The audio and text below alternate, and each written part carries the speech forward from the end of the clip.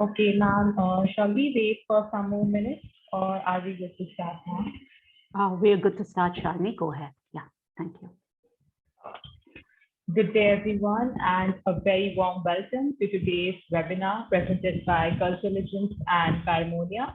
On behalf of the Cultural Agents team, I, Shalini CEO, would like to thank you for joining us today with an intriguing topic that is the state of Agile HR. So before we begin, I would like to give you all a short briefing about Cultural Agents and Parmonia. Well, Cultural Agents is an agile HR transformation company founded with an intent to drive transformation in organizations, individuals, and management students.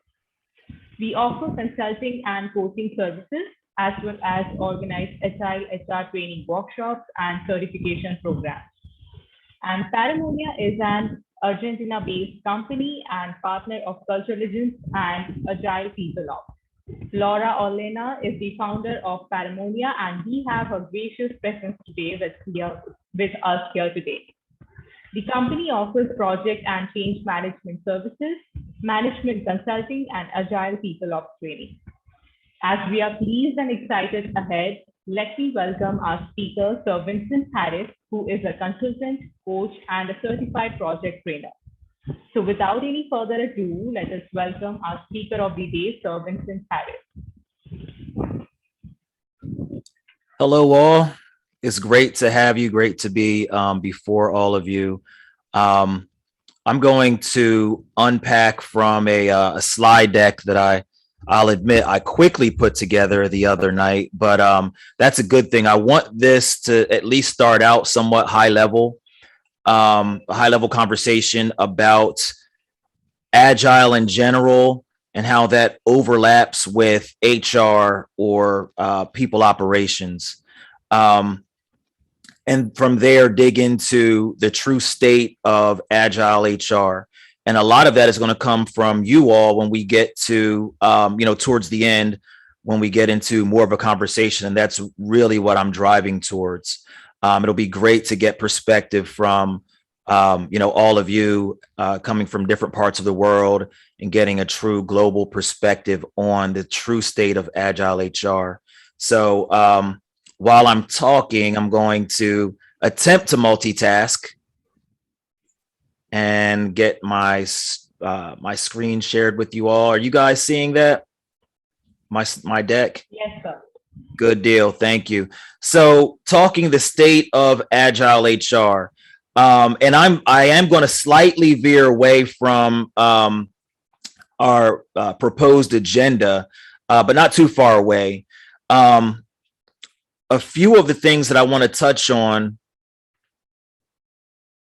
begin with just Agile, general basic Agile and what it is.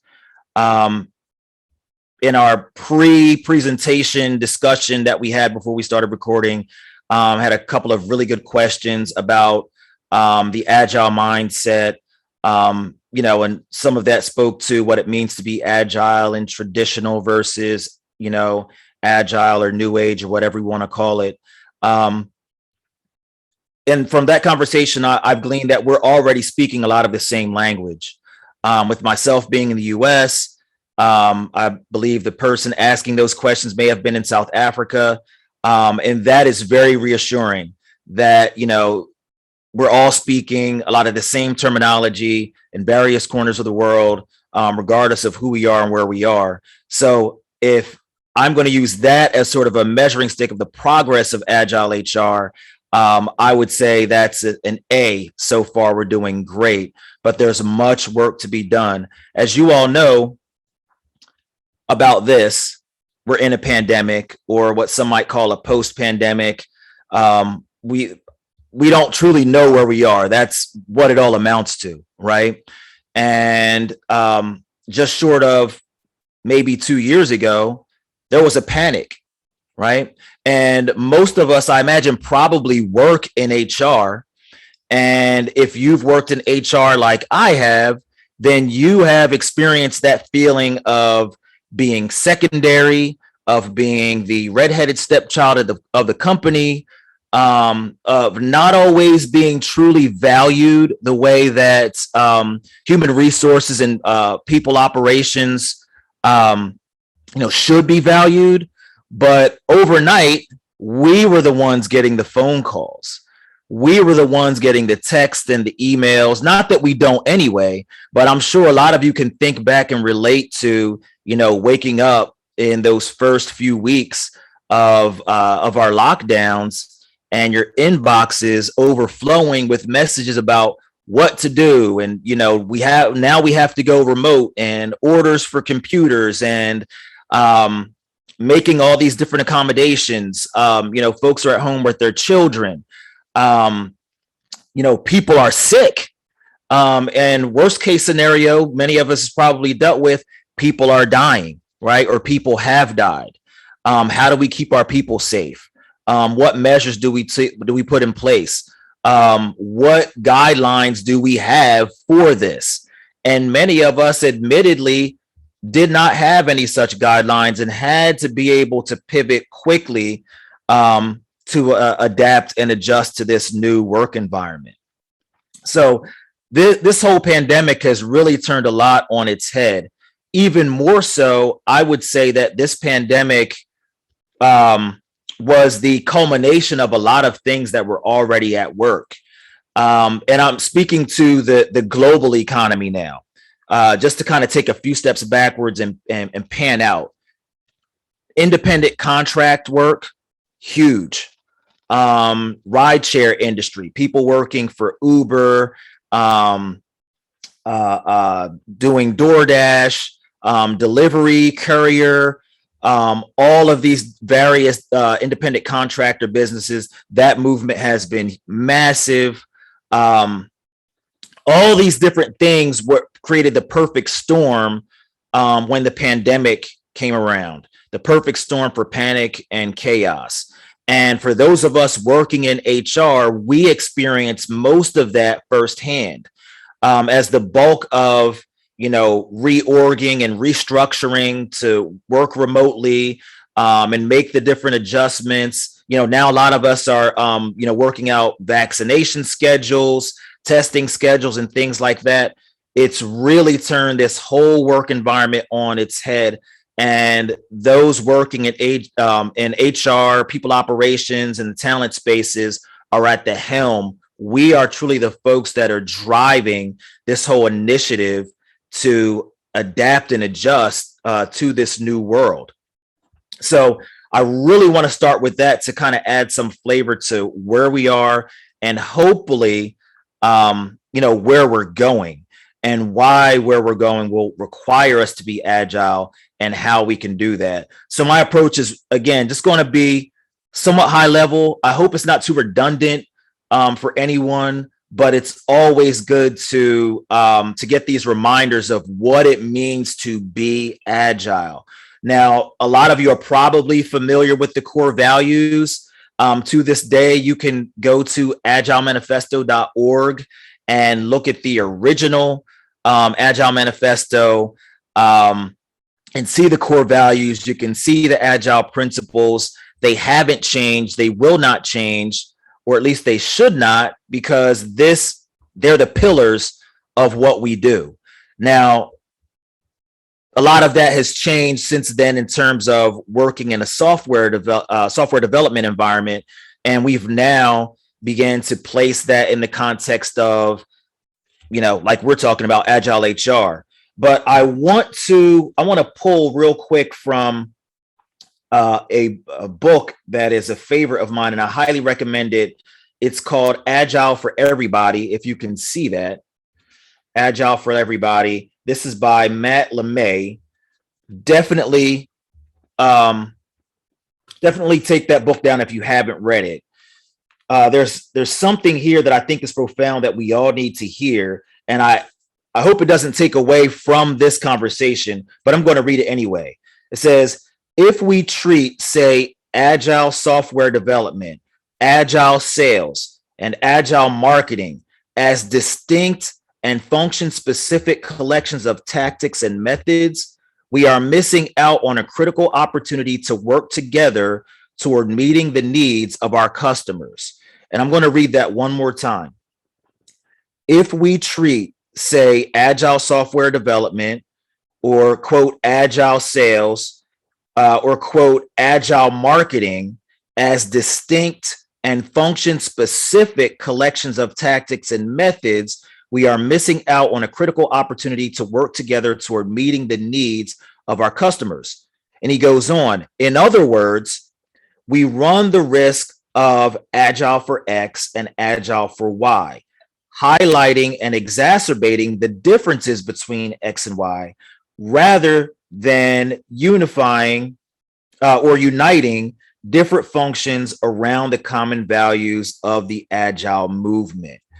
In other words, if we allow ourselves to get too caught up in agile HR or agile marketing or agile sales or agile X, Y, or Z, then we can easily miss the essence of what it means to be agile. So I don't say that to compromise the integrity of who we are as agile HR or agile people operations specialists, but I do say that to remind us that being agile is just about that, being agile, regardless of what space you operate in, regardless of the business context or industry. Because if we work too hard to distinguish ourselves from everyone else, then we create our own sort of agile silos, if there is such a thing. And that's probably more of an oxymoron. So if we stick to the core values, beginning with number one, first and foremost, individuals and interactions over processes and tools. If we stick to these core values, namely number one, as it relates to our space, then we can avoid that silo effect that can easily occur when we work too hard to distinguish ourselves from other contexts within the agile space. And the reason I emphasize number one so much is because we're in the people space, right? We're in human resources. And our job, especially in a pandemic world, is to place the human aspect back into HR.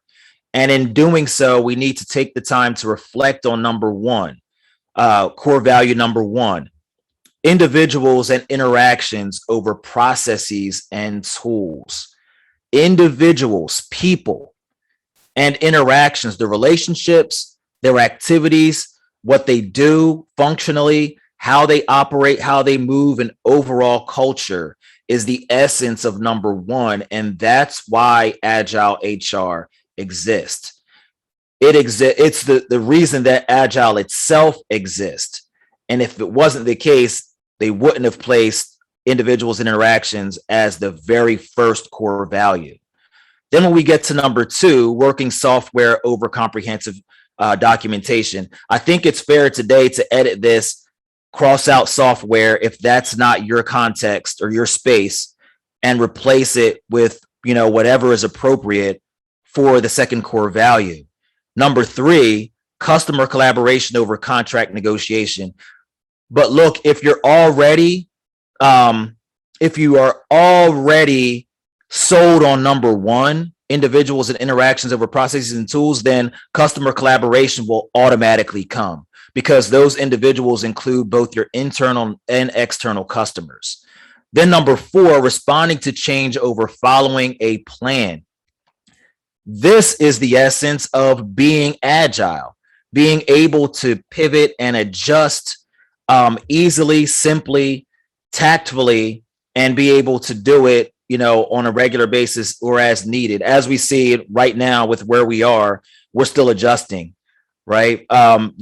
We've been in this pandemic season for some time now, but as you see, every day there's something new. Every day there's a new rule or a new guideline, in some cases, a new law that's going to require us to adapt quickly. So all of these are what drive us here in Agile HR. And again, my goal here is not to to put Agile HR down. What I do want to do is first reinforce the Agile part and make sure that as Agile People Ops folks, that we're not making too much distinction or distinguishing ourselves from the other business units or departments or teams in our given our respective organizations, because then we become the perpetuators of the silo effect, and that would be counter to the progress that we're trying to realize here. So then, what is Agile? And we kind of touched on this briefly earlier. Is it a philosophy? Is it a mindset? Is it a state of being? It's truly all of the above, right? And I know that sounds very hippie-ish, it's very philosophical, but it is a philosophy, and it has to be that because everyone should have their own philosophy just about life in general, and it's no different in your workplace. But if we can develop a shared philosophy, right, collectively, and a shared mindset or state of being about what it means to be agile, then at least then we're getting somewhere, regardless of the framework, regardless of what methodology you've adopted in your workplace, regardless of what other systems or processes are in place. The cultural piece, the mindset aspect comes first. And if at minimum you have that and a team that has some degree of harmony and is meshed and works well together culturally, then I would first consider that to be agile before anything else.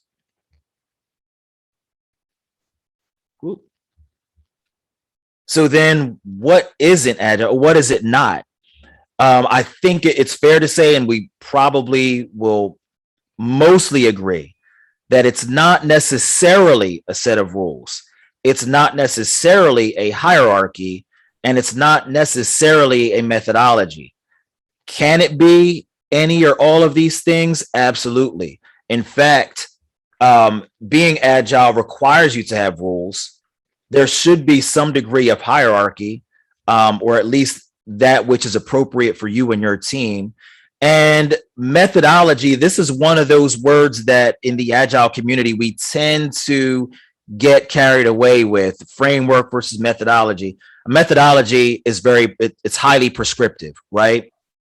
And in order for us to be truly agile, right? In order for us to be adaptive, to be iterative and be flexible, we can't be but so flexible and adaptive or even iterative if we have too prescriptive of a methodology.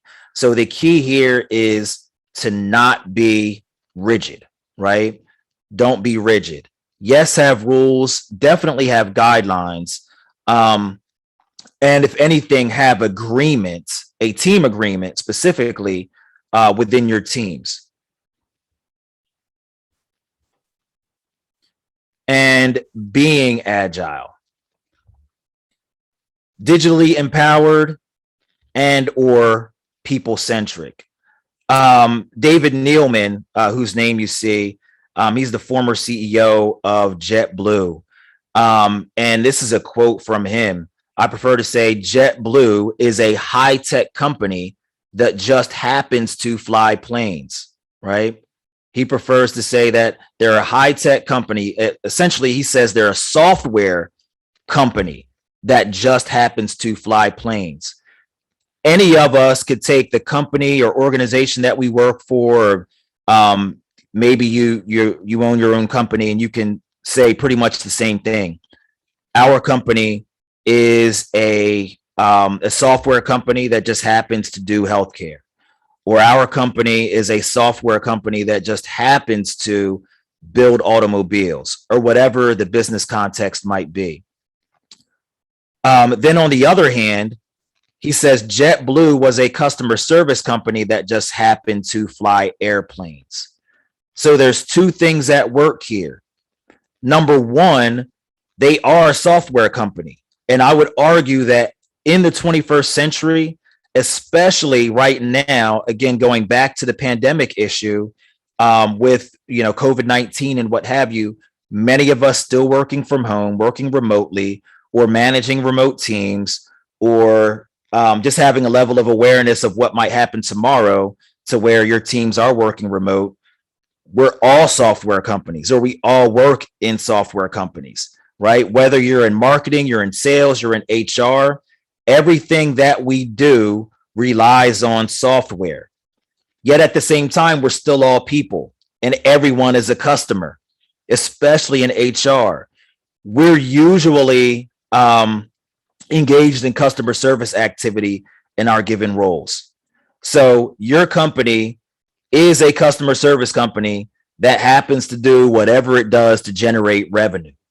So we have to be and accept the fact that we're in the digital age here in the 21st century, and we're to be digitally empowered, right? Taking advantage and leveraging the software tools that we have at hand, but then also people centricity, right? When we first, were shut down and maybe didn't have all the technology at hand that we needed to operate that way, there was still the people aspect, right? This is all about people at the end of the day. And just a quick stat for us, and this is probably more of a US statistic, but I think it's still relevant everywhere. Since 1955, 88% of the original Fortune 500 companies have disappeared, right? Most of those companies prior to 1955 had been around for a good number of years. And I can't remember the exact statistic, but of the remaining 12%, the majority of them are of the original Fortune 500 companies when the Fortune 500 list first came out, which was probably about 100 years ago. I don't know exactly. I don't recall. You guys can correct me on that one. But most of those companies are still around and are still pretty much stable. But the majority of them over time, over the last 70 or so years, have altogether disappeared. And that is very much the case today. Companies come and go. They might join the Fortune 500 for a year or two or a very brief season, and they're off the scene. So what does that have to do with agility? Again, I'm just kind of backing up and panning out to more of a global view and looking at the global economy and what that means to us, for us, and just as agile HR people. There was another slide that I wanted to add, and I could not find the report, but on LinkedIn, maybe about a month ago, there was a report that was published that that showed the projections for jobs here in the US, but it was still very much a global sort of report. But it showed the projections for jobs over the next 10 years. And the majority, at least from what I noticed, the majority of the jobs that will see the most growth are in human capital industries, things like healthcare and other industries that, mostly require direct contact with a customer. Those will actually see the most growth. On the other hand, a lot of those same industries have some of the lowest paying workers, but they require the most people. What does that mean for us working in the HR and talent / people operations space? Well, number one, it means that you're going to keep your job, but it also means it's going to require more of us, right? More of us to adapt to this new environment where remote work becomes even more of a reality, where AI, which is a real thing, will really start to come on the scene strong, where more intelligent machine technology as well will become more of our reality.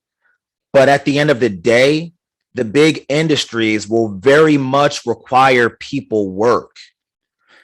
It just so happens that, again, the majority of a lot of that work, I should say, is very low paying.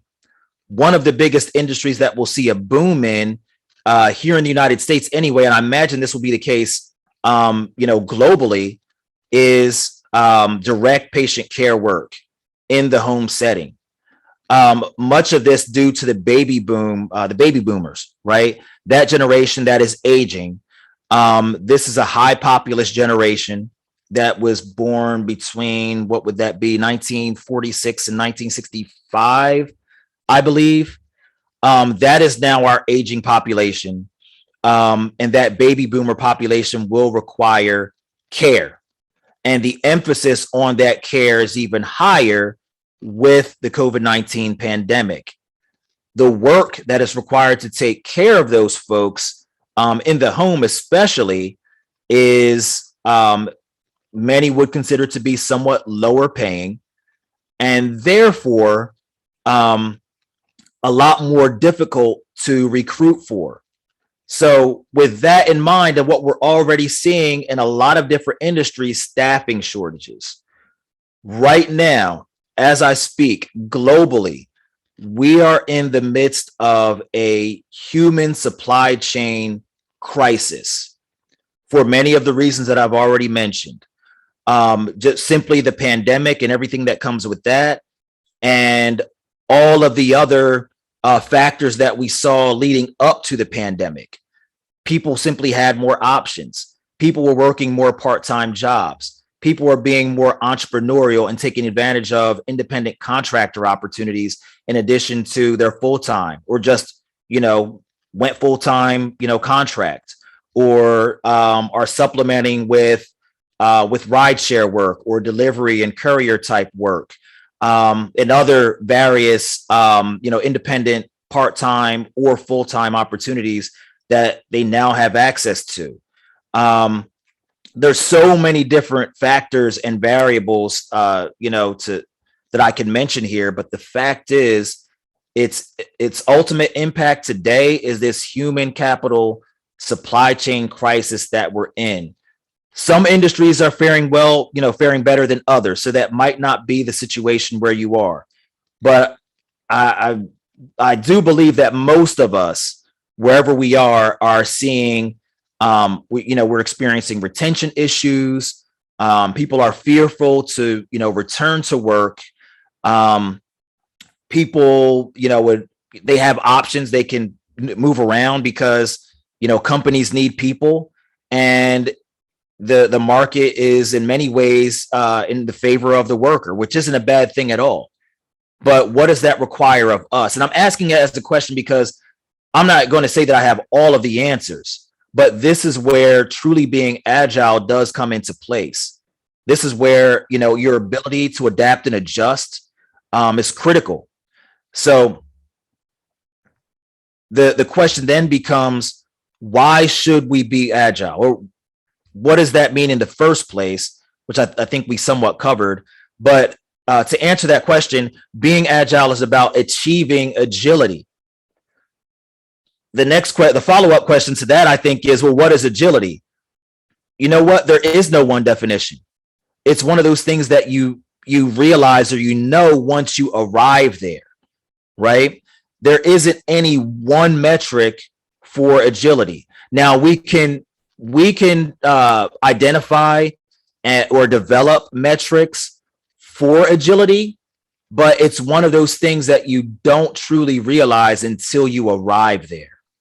But it does mean some of the bullets that you see: winning thrilled customers, winning a positive culture or workplace, and winning efficiencies in key areas. But it's up to you and your teams to define what your win is, whether that's more of a philosophical type cultural thing, or if there are, hard defined metrics to define those wins, which should be the case anyway. And looking at that, the last one there at the bottom, win efficiencies in key areas, the first key area is in the people area. So we have to have metrics or measurables in that area as well. We often harp on operational efficiency because phrase, vous pourriez me décrire, je cherche there we are. where were we? Efficiencies. A lot of times, because we're in HR or talent, people operations, we tend to harp on the operational efficiency because HR is very transactional, right? It's, whether it's payroll or your, core HR functions or, staffing and recruiting and benefits and all of those things. A lot of what we do is transactional. So there is, very much an operational efficiency component. But our focus first is human efficiency and defining what that means in your context among your teams. And then, of course, agile, lowercase versus agile, which I think we've somewhat touched on. And I probably should have started here, but it's okay. We're here now. Some of the history, and many of you know, it's 2021. And so we're still in kind of a celebratory, agile celebration of 20 years following the 2001 signing of the Agile Manifesto at a ski resort in Colorado. But this is our 20-year mark. But I think if we go back further, you see that there's instances of agility throughout the history of the world. And that is not going to change. And even more so today, with many of what we've already discussed, that agility is even more critical. But is that a lowercase or an uppercase agile? This is the debate I hear in the agile community all the time. Is it even relevant? It's kind of hard to say. My opinion is that we need both. Yes, we need agility in the sense of, just the general ability to be able to pivot, to be able to adapt and adjust to things like the pandemic. But that will require us to have some kind of framework in place. And this is also why I love what the folks at APF are doing. Because I'll be real with y'all, I've participated in a lot of Agile HR talks, and some of it is almost too philosophical. We talk a lot about Agile HR. We talk a lot about the human centric part of it, which is uber important. But what does it mean to have a framework? What does it mean to have an operational framework that meets the needs of your workplace or your team? Agile People Ops Framework does an excellent job of giving you basic tools, but detailing those tools and giving you a full tool set to choose from to develop your own framework. And notice this entire time I've been saying your own framework, not having, anyone. You can easily reach out to a consultant, have someone come in and tell you what to do. And by the end of the quarter, you'll realize that not much has really changed in the way of performance. The key is to have a framework that works for you, starting with the core values and principles of Agile and using those as inspiration to develop that framework. So that's I guess at the heart of the whole Agile versus Agile debate. And I did tell you all that it would be somewhat brief, and I guess it was. I reached our closing slide, but I would like to open it up to a broader conversation about any and all of what I've discussed so far, and really see where that takes us while we have maybe 20 more minutes. And we can start out with general thoughts. I really would like to hear what others are experiencing in with your teams or in your workplace, wherever it is that you are.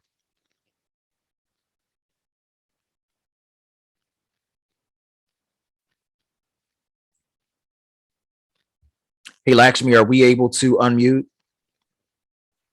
Yes, we can. In fact, I think people can unmute themselves and, share their perspectives, questions. But while people are thinking through this, there is a question out here, Vincent, from Cebu.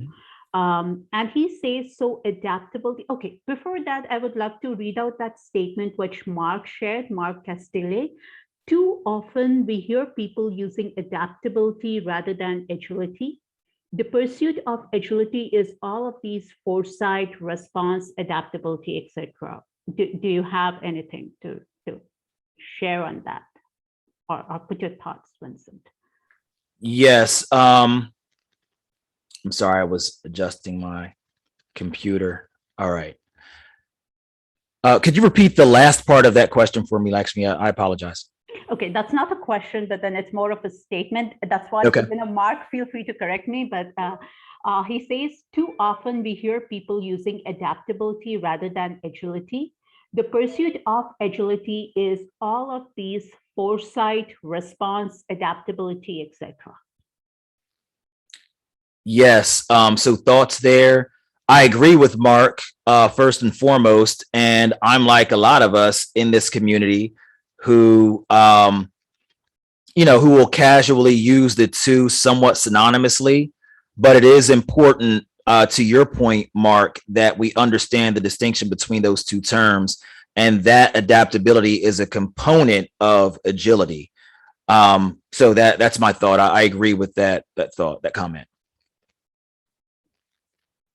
Wonderful. Okay, thanks, Vance. Are there any other good questions out there?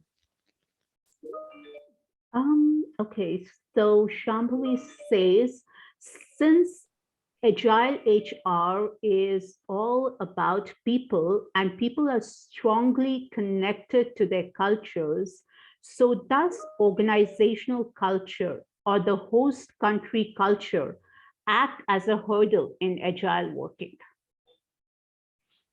Will what act as a hurdle? Organizational culture or the host country culture as a hurdle in Agile working? That is an excellent question. Especially again, you've noticed that a lot of what I spoke to, in that brief presentation, hinged on the pandemic, because I think that is right now, that's the elephant in the room. And for a lot of companies that already had remote international teams, there were companies that didn't necessarily have, they may have had remote workers, but had to get more in tune with their international teams due to the pandemic. And it's exacerbated that very issue. The realization that we need to adjust, we need to adapt, we need to do something, right? And that panic has exacerbated the cultural issue. In this forced attempt to adapt, or this forced attempt to be agile, the focus has been being agile and not things like people's needs, cultural differences, and essentially we've arrived at exactly what's being spoken to there. But when you do that, I think you bypass the core values, right? And you're not appreciating individuals and their interactions first, if that makes sense, right? In other words, Agile is a journey.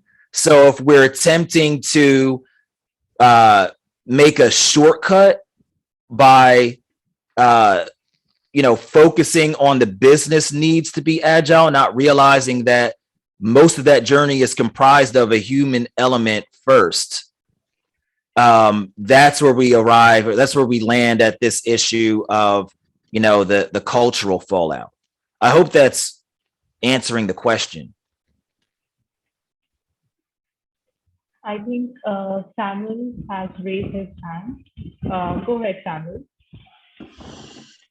Hey there, good presentation here. Appreciate y'all putting this on today.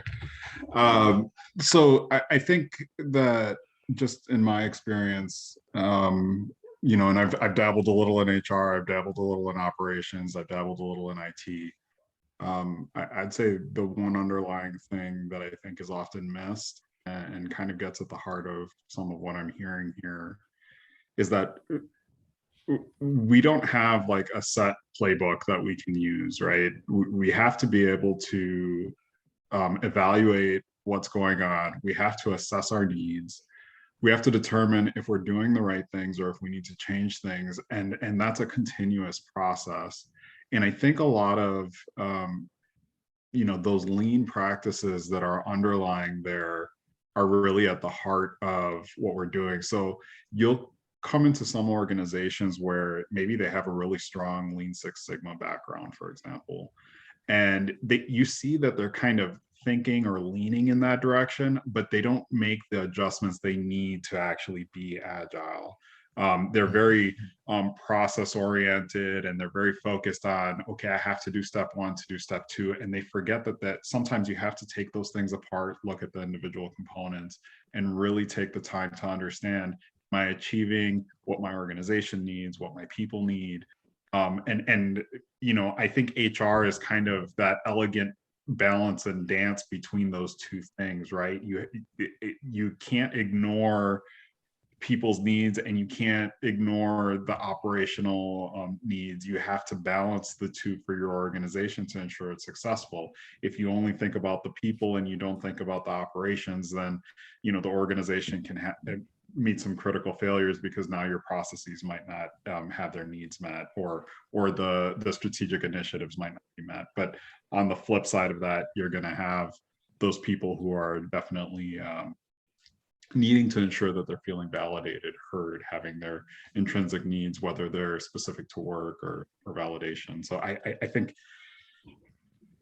Vince, I think you were getting at a lot of that. So, you know, I think that it was really good to kind of hear the various aspects of that. And that was kind of what I got out of this. Hey, thank you so much, Sam. Sam is one of my partners over at DOL. Great guy, by the way, and very knowledgeable in the areas of, you know, lean and agile work.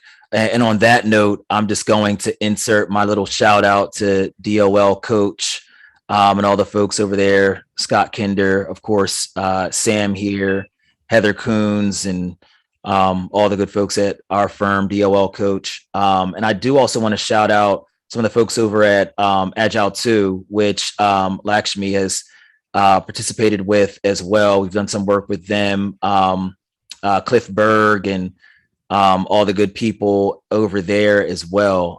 Shout out to those good folks.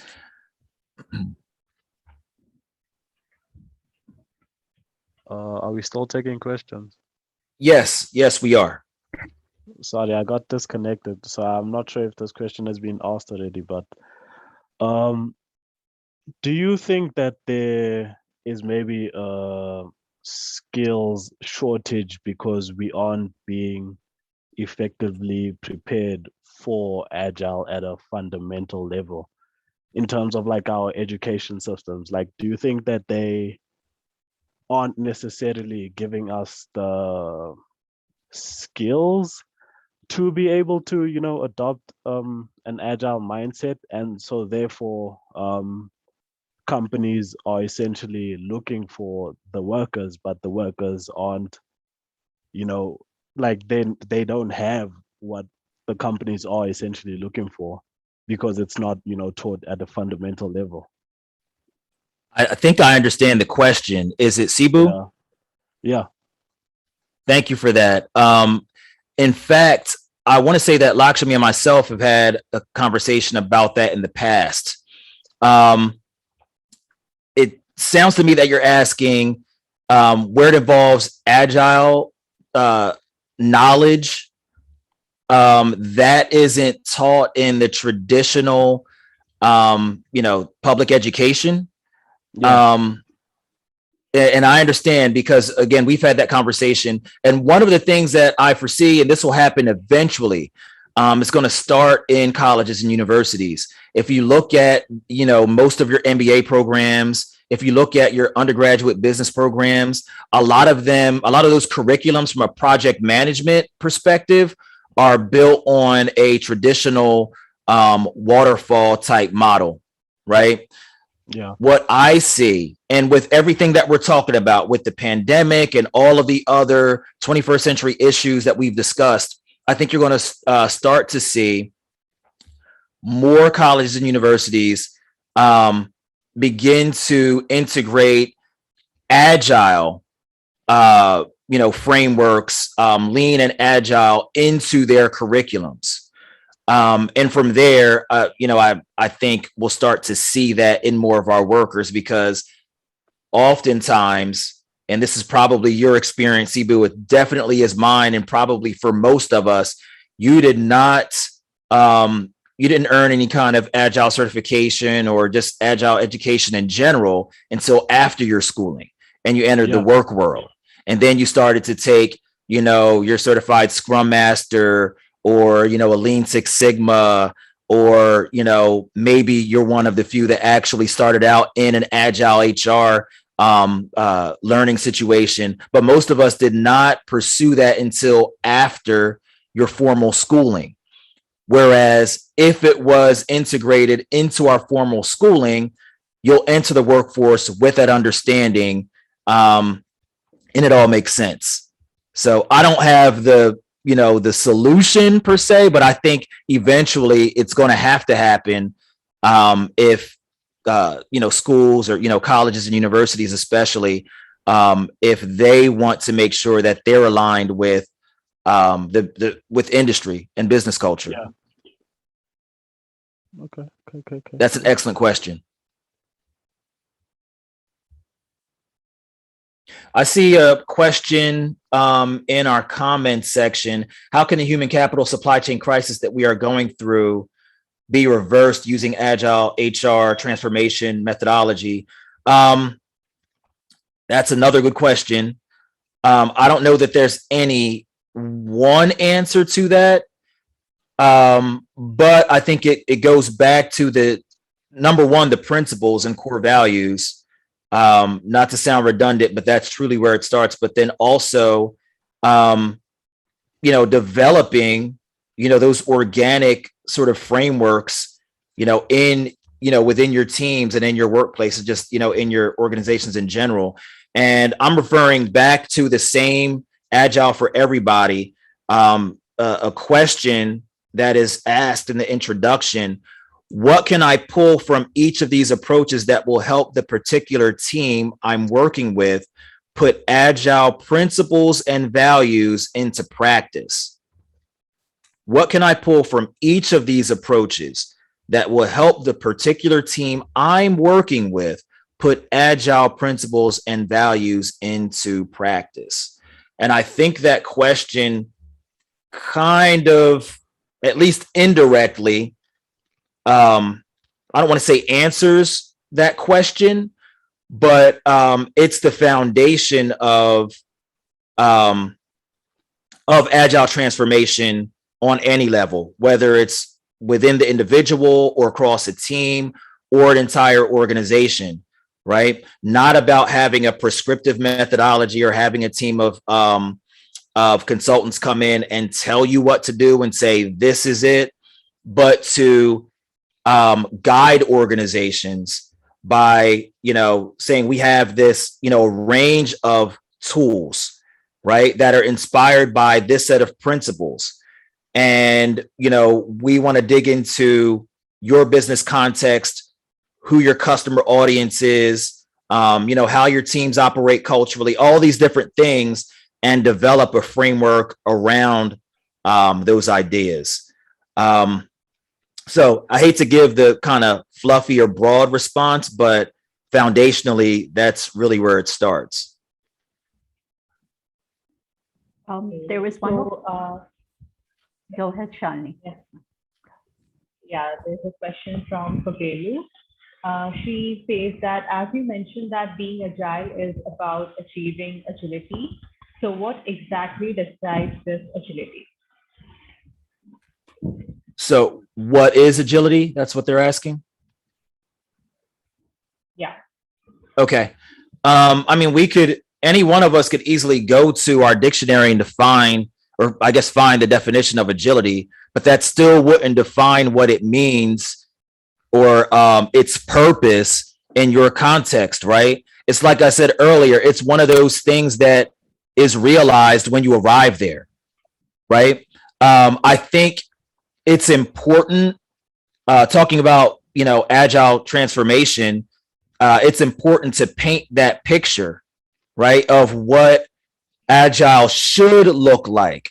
But oftentimes, even then, in a successful transformation, you don't know what it looks like until you get there.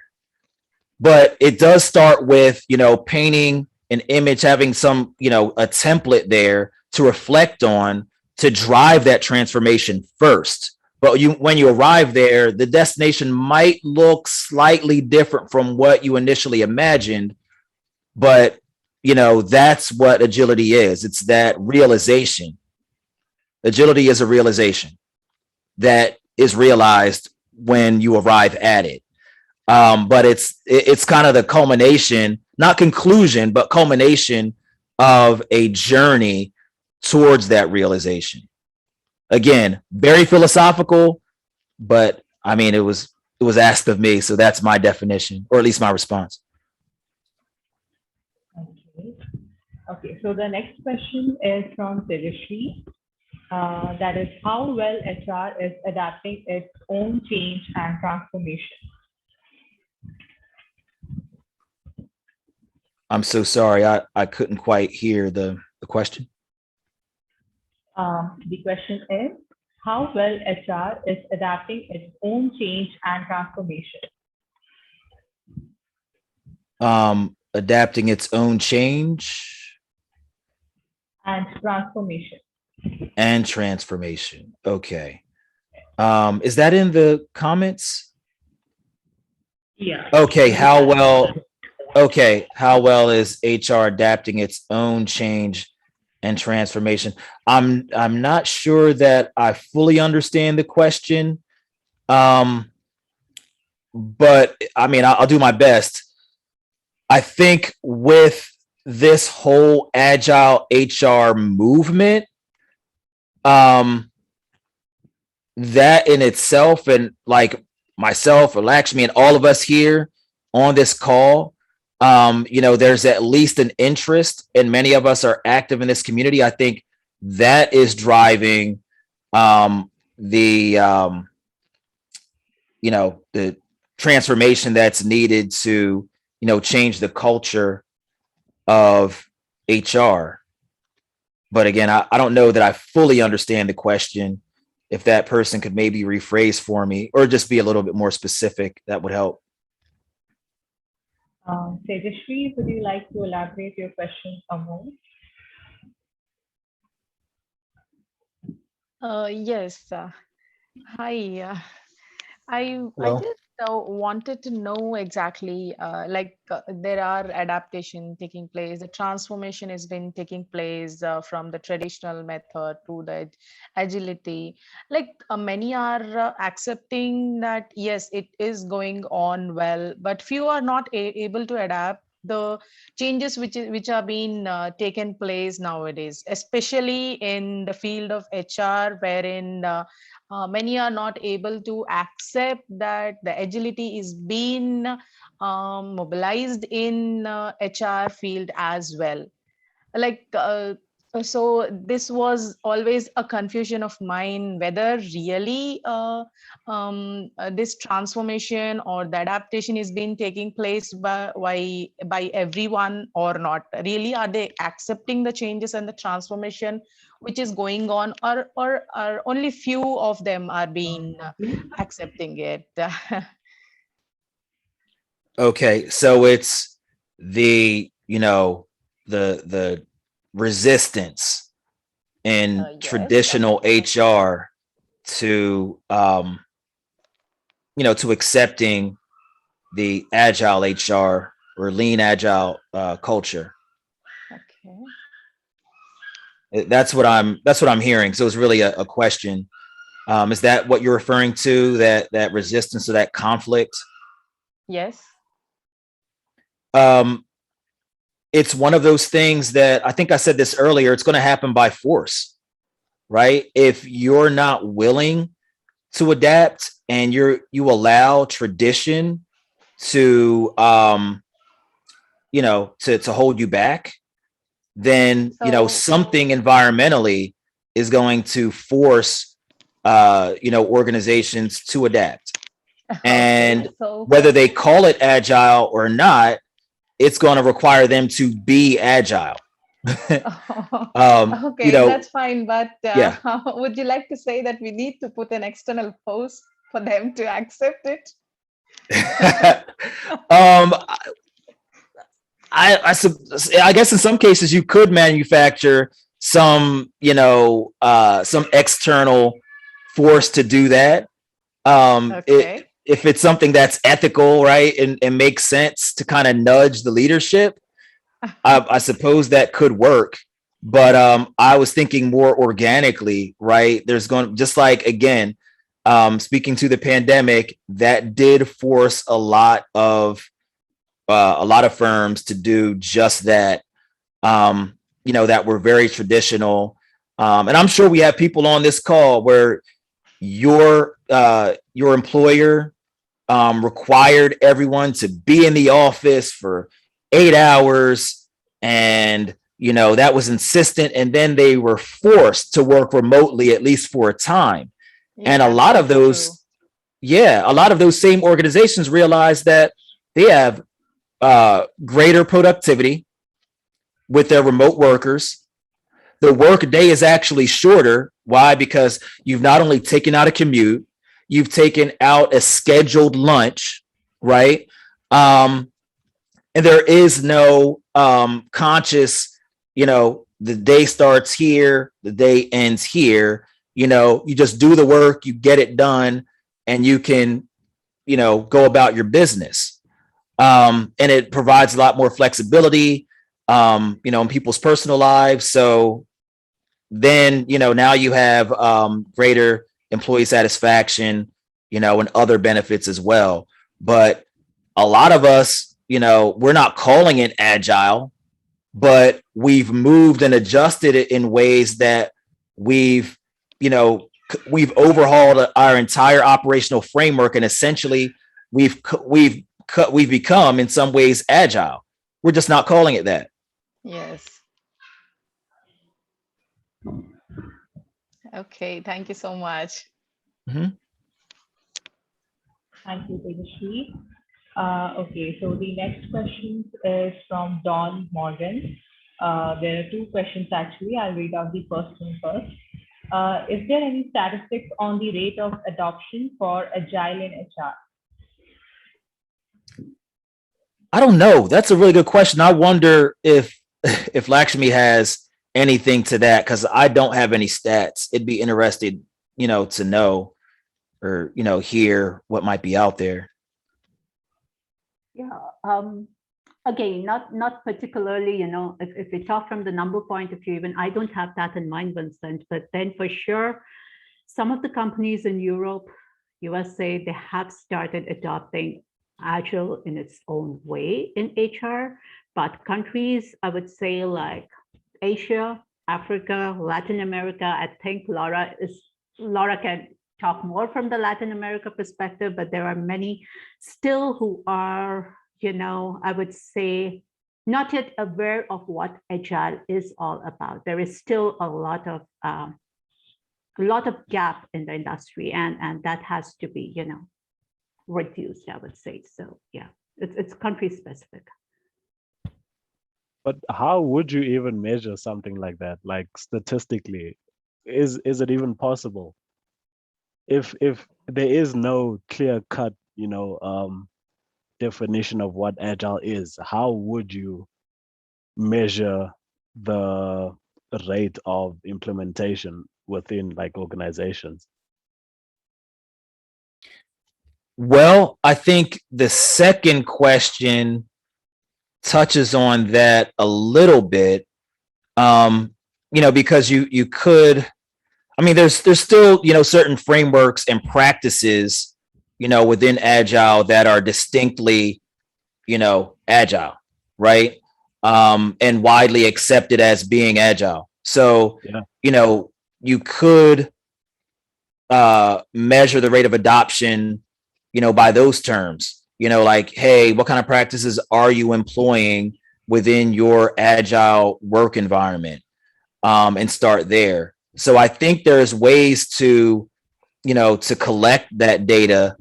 It might take being a little, being a little creative, or it might be, you know, taking that, collecting that information with, with feedback from the folks being surveyed, and asking them to explain or describe the kind of agile environment that they've adopted or that they're working in. So I think it's possible.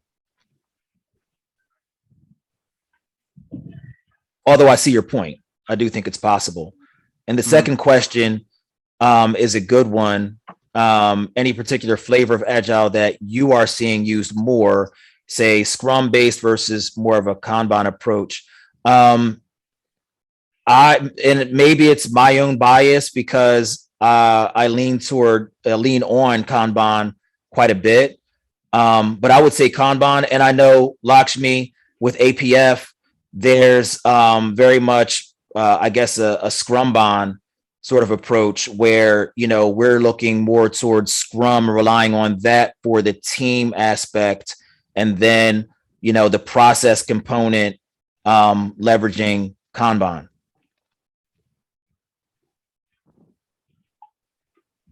Okay. So the next question is from Laura. What are some of the strategies that you could share with us regarding reverse the supply talent chain?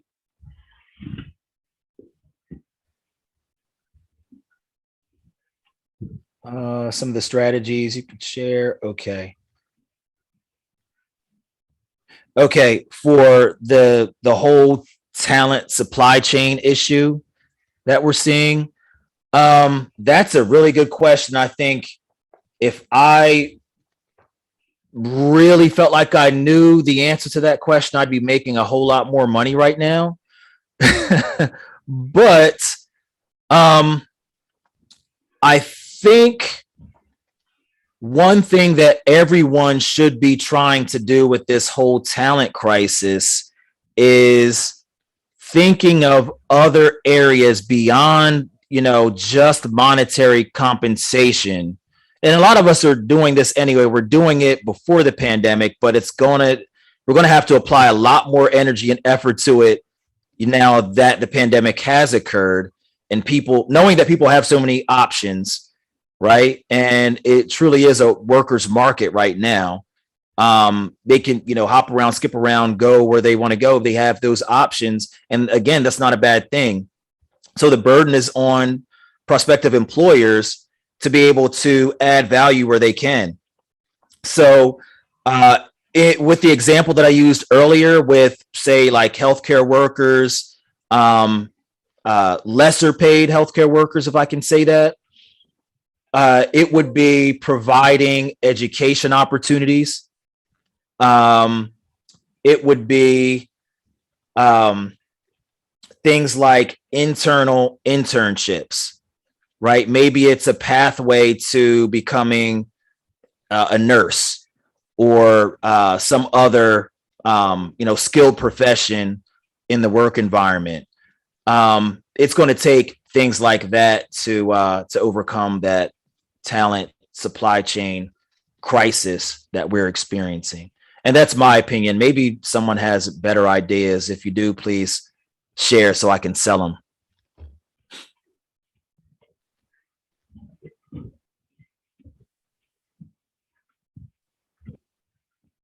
Okay, so before we move on to the next question, I would request everyone to please fill the form that is shared in the chat box to receive your certificate. Great. Okay, so the next question, I guess it is not a question, it is a statement by Billy. Not only is HR transactional, it is also very much reaction as well. Every employment rule or law passed will require some time of change, and that is where the agility will come into play, especially if you have resistant staff. All true. I think we've all experienced that. There's going look in any agile transformation. These are things that these are among the risk and constraints that we identify up front, or at least attempt to, right? Resistance within your staff, and other barriers to success, and that's going to happen. And what else did it say? Every employment rule since law passed will require some time of change. Yeah, and that's where agility will come into play. Yeah, no, I agree with that statement. I generally agree. Okay. Okay, so the next question is from Padmini. How can the human capital supply chain crisis that we are going through can be reversed using agile HR transformation methodology? I that one is similar to Laura's in some ways. I think it's I don't know that just having an agile HR transformation is going to solve all your problems, but I think being agile, just the basic concept or idea of being agile, at least suggests a level of awareness for the environment that you're in. Because I number one, I truly believe that there's a lot of companies that have managed to survive the pandemic somehow magically, and are still just have their heads in the sand about exactly what they're dealing with, and are still reluctant to acknowledge that there really is a human capital supply chain crisis. And it's going to take more than just adopting any agile framework or just an agile transformation or anything like that. It's going to take take that foundationally, but with that having just an awareness for your industry, an awareness for the market that you're in or the region that you're in. And I like to think that the idea of being agile will help to develop that awareness.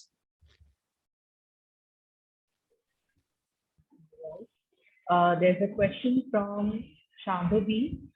She has sent it to me in my personal chat. Actually, I'll just read it out. As you discussed waterfall approach, is it still used in various organizations? Instead of completely avoiding it, since it still has some advantages, is it possible to somehow mold it in agile approach? Excellent question. In fact, Samuel Aquino, who's here with us and asked a question earlier, he and I have had some extensive conversations about this. And the first portion of that question, I totally agree with. You shouldn't avoid waterfall. Waterfall does have value. And I hope that no one's walking away from the conversation thinking that, I'm speaking down on waterfall, because I am not. And I've worked on more than enough waterfall projects and organizations that operate in a very rigid waterfall type of way. And it does have value. There does need to be structure. There does need to be hierarchy, as I stated earlier. And we can mold the two together. But again, speaking to that, having a level, a heightened degree of awareness for where you are, who you are, what you do, that's kind of foundational. That's the start of that conversation. One thing that I've seen happen and can work in a very rigid hierarchical type, organization, like some of your big banks and things like that, large financial institutions, where your senior and middle management operate in more of a waterfall type manner.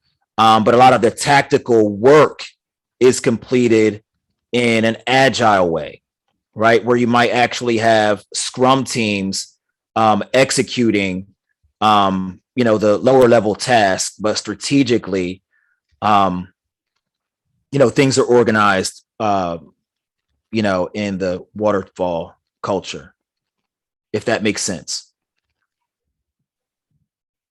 And I'll also, if Sam is still here, if he doesn't mind, I'd like to pull him into that question because I know he has some really good thoughts about it. Yeah, sure. I'm happy to weigh in. Mhm. So I think that ultimately, and I've gotten a lot of pushback on this statement, so just full disclosure. I think that there's a lot of possibility with agile practices being applied to waterfall to enable, and not only that, but also understanding that waterfall in and of itself, if you understand when and where to use it, that alone can, while waterfall alone is not agile, understanding when to use it, it's kind of like you have a toolbox, right? And if you always pull out a hammer, everything looks like a nail, right? So you got to use the other tools in there to ensure that you're appropriately addressing the work that's in front of you.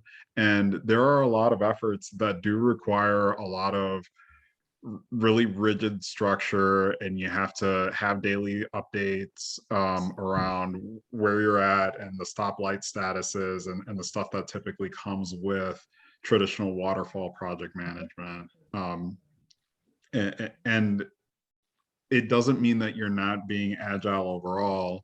It means that you understand that the approach that you need for that particular effort is waterfall, and being agile isn't necessarily, using an agile framework or methodology is not going to necessarily give you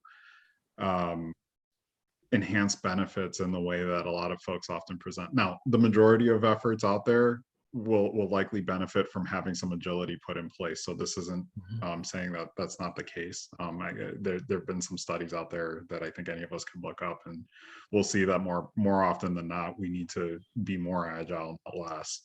But that doesn't mean that there aren't scenarios where waterfall's needed. And in fact, I would say it drives people and teams to do work sometimes, because agility relies on a team's ability to self-manage and get the work done on their own. Not all teams are functional in that kind of a way, right? Some teams need a little bit more hand-holding and a little bit more kind of, hey, keep going in that same direction that you've been going in, kind of ushering them along. And understanding that balance, that's part of that journey, right? Vince was talking about that journey for agility, and it's not one set practice. Kind of figuring out what does and doesn't work is part of that practice, and understanding how you're going to get to where you need to be. Awesome. Well put. Thank you, Sam. The next question is from Nautipo. Are there any boundaries to the defining what agile is to you?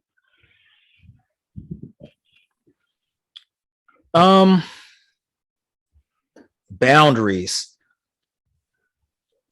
I don't know that if I were to answer that question, it would almost sound like I am prescribing boundaries. And I think that being agile requires the team to determine what those boundaries are.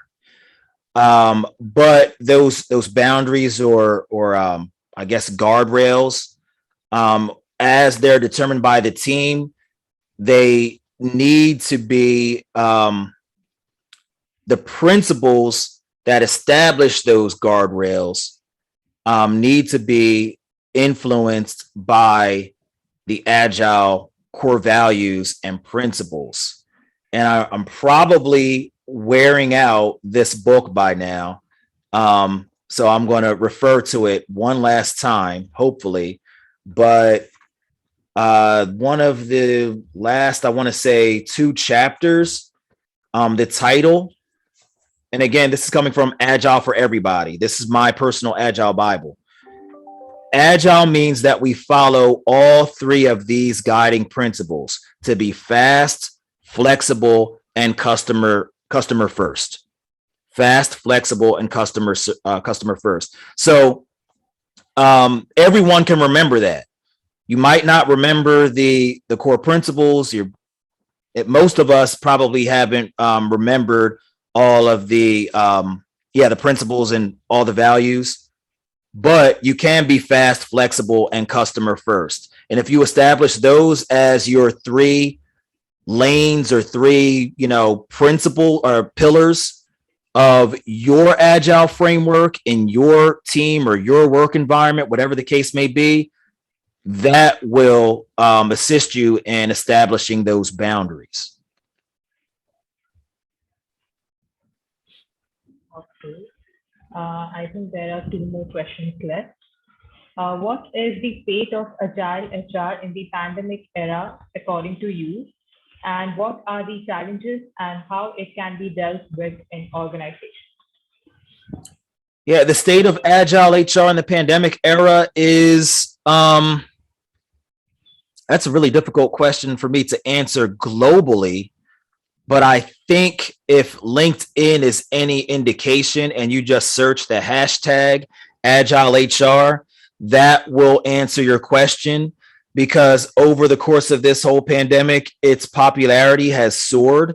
Now, that doesn't always mean it's a good thing, but I think, it's a good thing in the sense of awareness that there's a need for HR to be agile.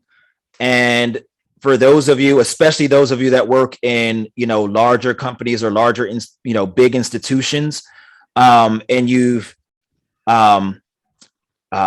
participated in agile transformations, oftentimes now you have key HR leaders driving these transformations. HR is driving the stake of org effectiveness and organizational development and, training and all of those things that are essential to the transformation.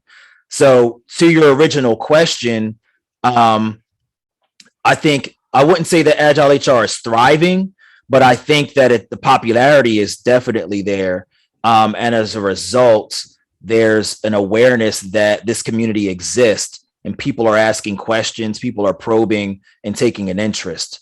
So that's the status right now of Agile HR, despite the pandemic. All right. And I didn't speak to the challenges, but I think we covered that earlier in the interest of moving on. Sorry.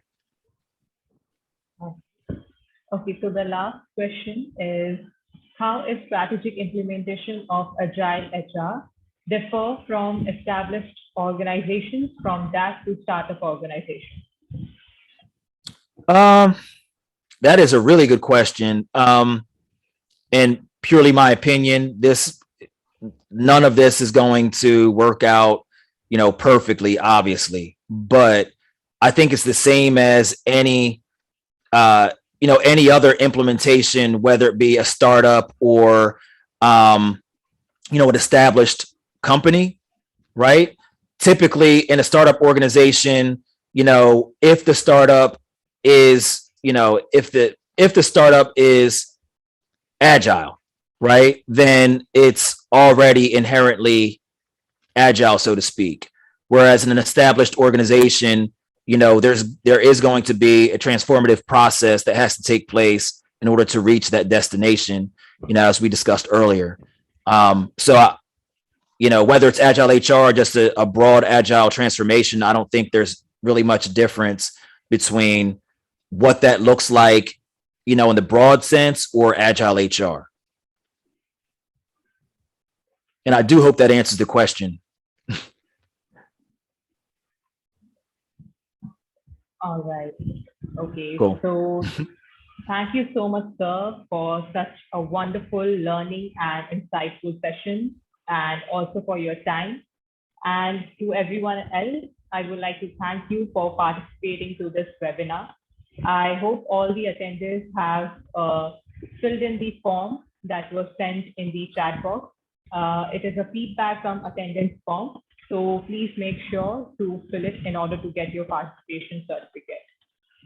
So Vincent, sir, would you like to add on something before we wrap up? Well, I do want to thank everyone for participating. It's been great. I am amazed by how many people, logged in. I think we probably had maybe around 50 or so people today. And definitely look me up on LinkedIn. I love to connect with folks within the Agile HR community. And if you have other questions, or if there are questions here that I didn't do the best job of answering, feel free to, message me on LinkedIn as well. My name is Vincent Harris. In fact, I should have dropped my link.